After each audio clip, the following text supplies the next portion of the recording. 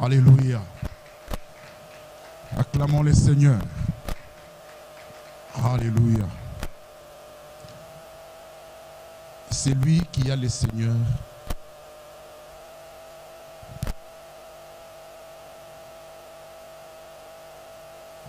C'est lui qui a la joie.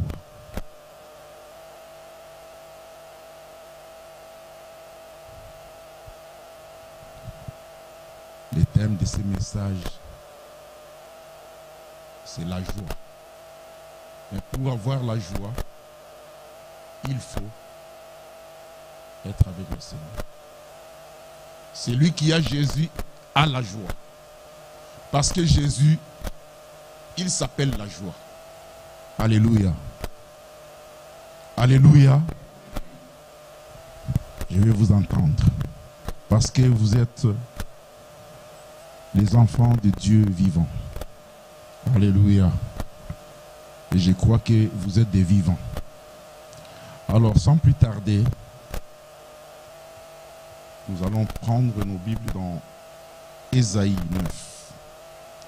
Nous allons lire le premier verset au 5e. Et puis nous prendrons le livre d'Ésaïe 60, verset 2. J'ai béni le Seigneur pour la présence de tout un chacun et surtout ceux qui se sont connectés pour nous suivre en ces instants. Je vais vous dire que vous êtes bénis parce que l'Éternel Dieu,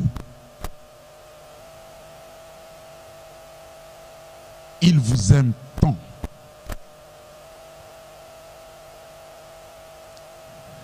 Il n'y a aucune créature au ciel comme sur la terre que Dieu a beaucoup d'amour. Dieu a tant aimé l'homme.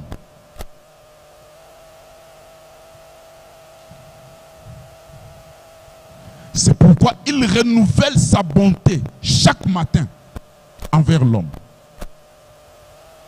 Dieu est bon. Et j'ai béni la présence de tout un chacun. Nous allons lire les passages d'Ésaïe 9. Ensuite, nous prendrons Ésaïe 60.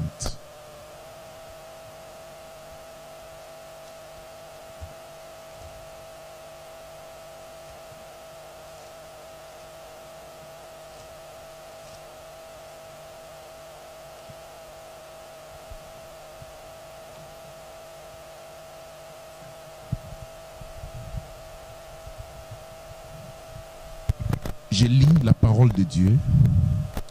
Est-ce qu'on peut se tenir debout pour lire la parole de Dieu? Nous devons honorer la parole.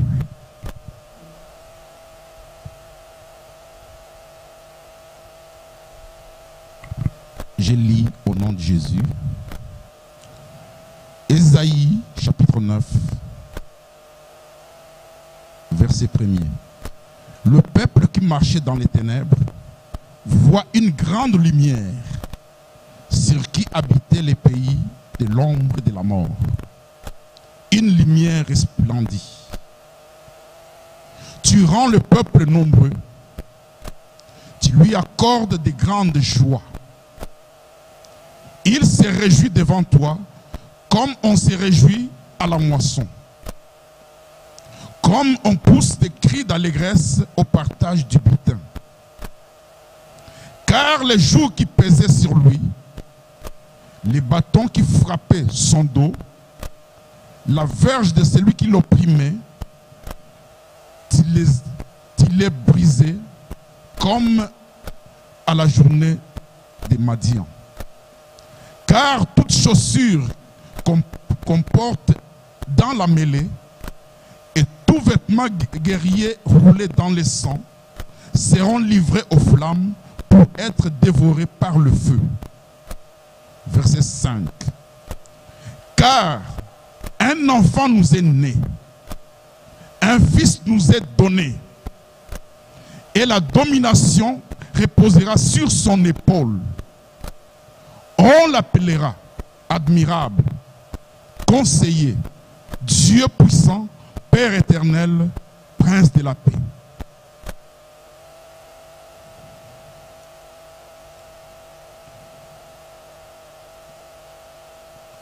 Prenons Ésaïe 60. Le verset 2 nous dit, je peux commencer même au premier verset. Lève-toi, sois éclairé, car ta lumière arrive. Et la gloire de l'Éternel s'élève sur toi. Voici les ténèbres couvrent la terre et l'obscurité le peuple. Mais sur toi, l'Éternel s'élève, sur toi sa gloire apparaît. Dans ce deuxième verset, j'aime bien la version Semeur qui nous dit, car l'Éternel, le dernier paragraphe, il dit, car l'Éternel s'élèvera lui-même comme un soleil pour t'éclairer. Alléluia. Vous pouvez vous mettre.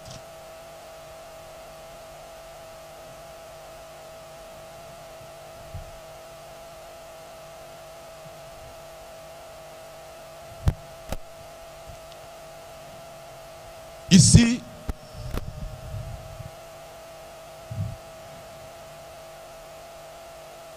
la Bible nous dit que le peuple qui marchait dans les ténèbres ont vu une grande lumière. Il y a les ténèbres et il y a la lumière. Les ténèbres, c'est le péché. C'est ce péché qui a entraîné l'esclavage. Et l'esclavage amène la mort. L'esclavage. Un esclave, c'est quelqu'un qui est privé de tous ses droits. C'est quelqu'un qui ne vit pas dans la joie. C'est ça un esclave. Ceux qui sont esclaves du péché sont privés de la joie. Mais pas, tandis que la lumière,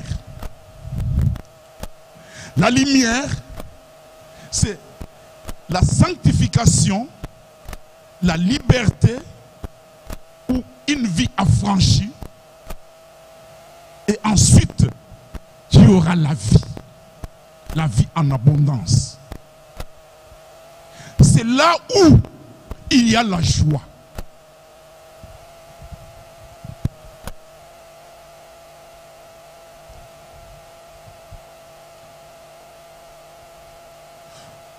Par contre, un esclave, c'est celui qui se soumet à une autorité excessive et injuste.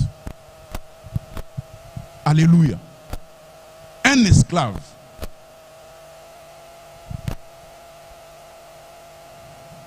Lorsque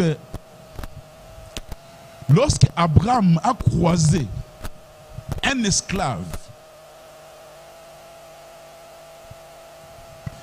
et que quand il a libéré cet esclave a dit, mon Seigneur, je te suivrai partout où tu iras. Alléluia. Ce qu'Abraham a fait, on nous fait entendre que c'est Eliezer. Ce qu'Abraham a fait à cet homme, cela symbolise au moins ce que Jésus a fait pour l'humanité.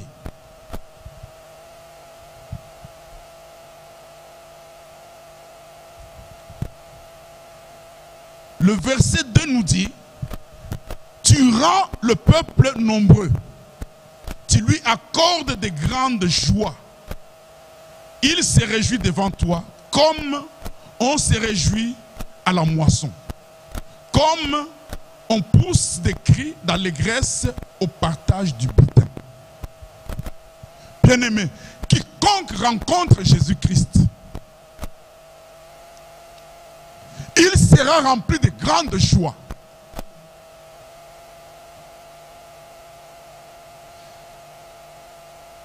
Quiconque je dis bien, quiconque rencontre Jésus-Christ, il sera rempli de joie. Parce qu'il portera un témoignage.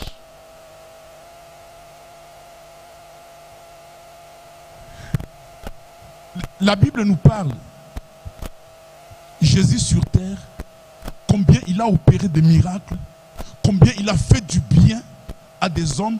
Vous voyez que toute personne qui a croisé Jésus et que le miracle est arrivé dans sa vie, cette personne avait un témoignage, il portait un témoignage.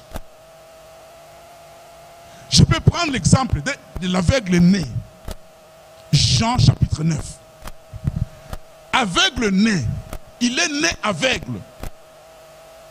Mais lorsqu'il a croisé Jésus, Jésus a pris la boue. Il a fait salive, il a pris de la boue et puis il a frotté sur ses yeux.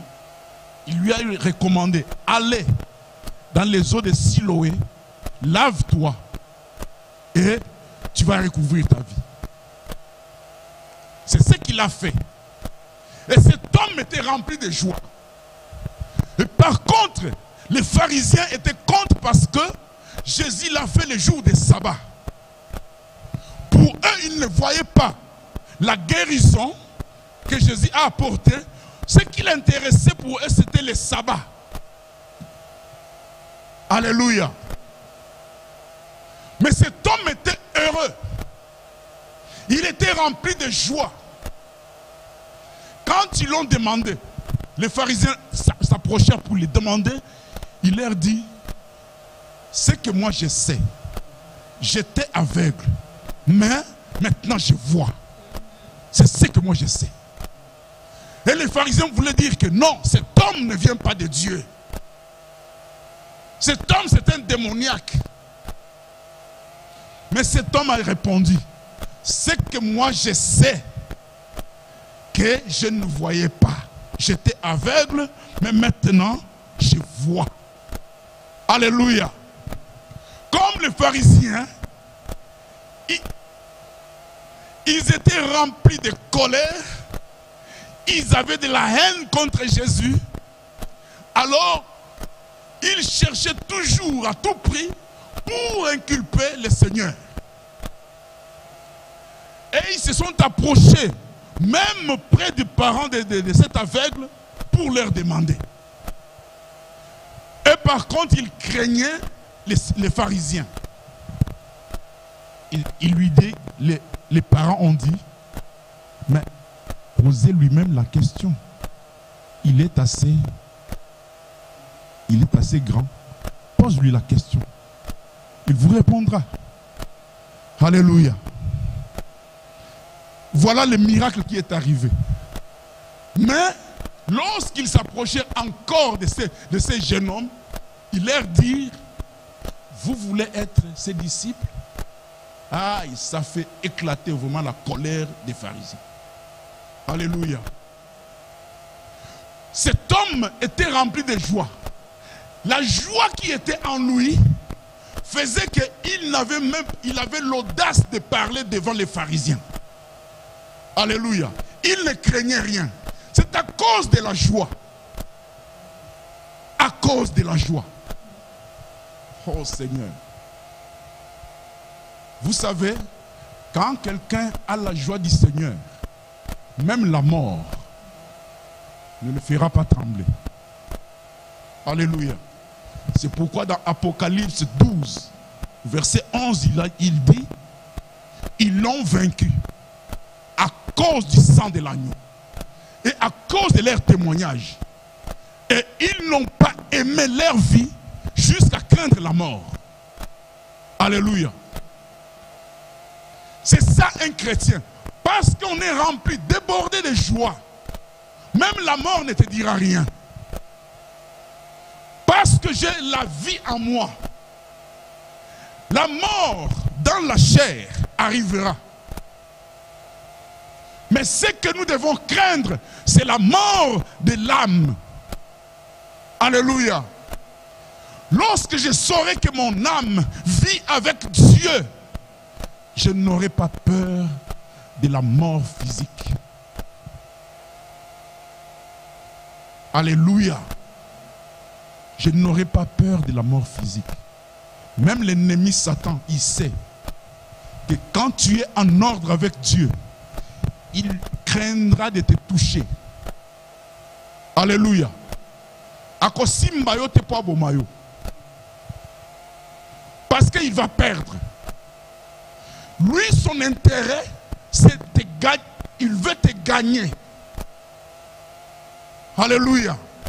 C'est pourquoi efforçons-nous chaque fois, quoi qu'il arrive, qu'on se relève dans le Seigneur. C'est là où il y a la joie, c'est là où il y a la vie.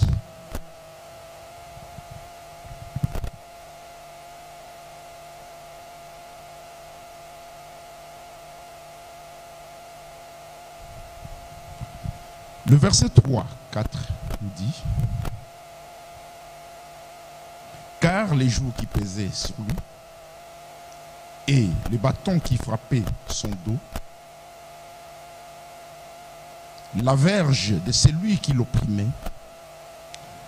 il les brisait comme à la journée du mardi. Car toutes ces chaussures qu'on porte dans la mêlée et tout vêtement guerrier roulé dans le sang seront livrés aux flammes pour être dévorés par le feu.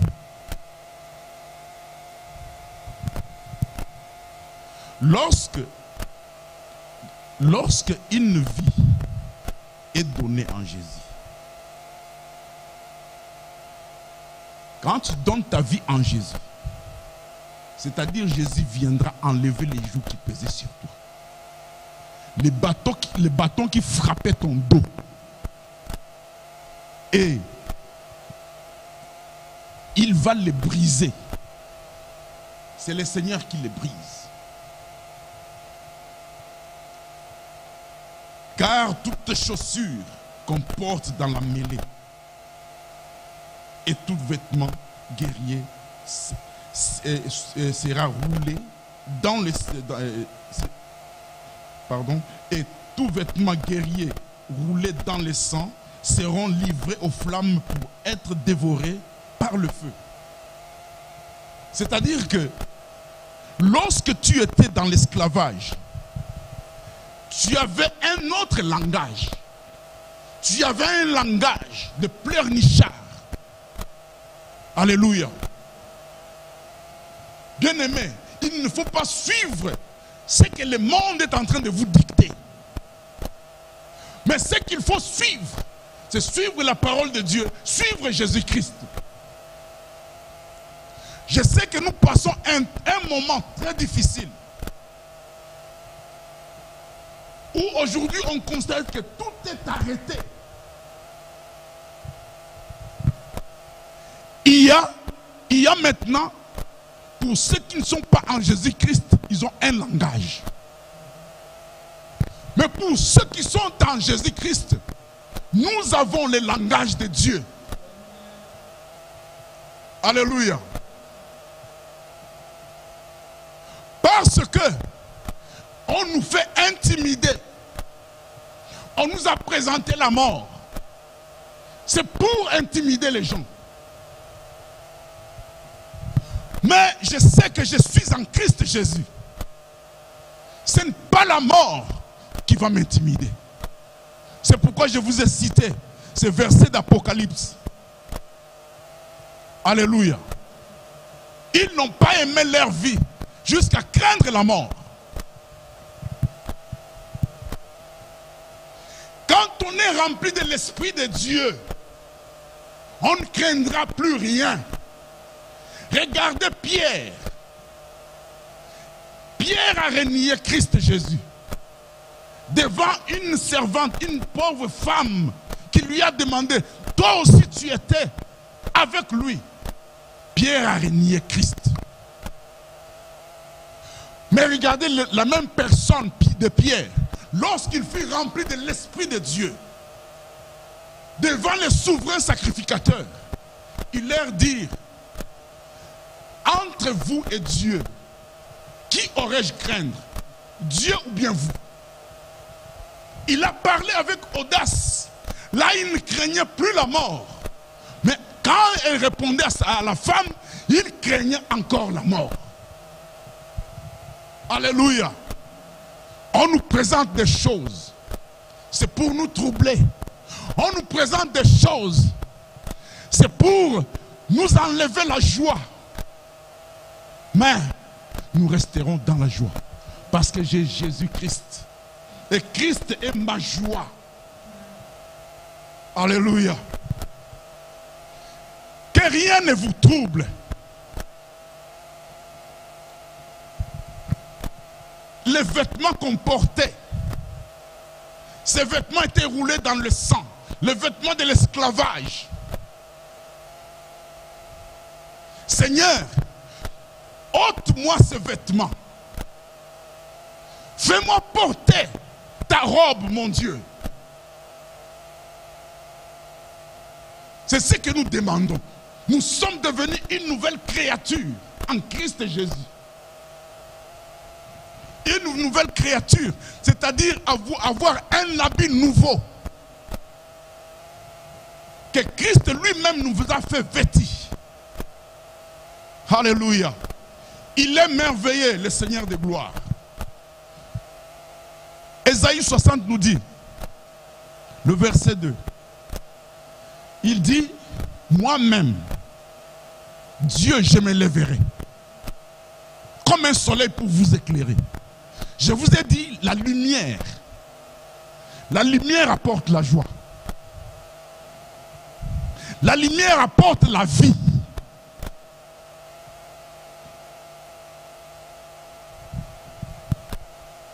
Et le Seigneur de gloire, qu'est-ce qu'il a fait? Verset 5, il nous dit, un enfant nous est né et un fils nous est donné. Et la domination reposera sur son épaule. On l'appellera admirable, conseiller, Dieu puissant, Père éternel, Prince de la paix.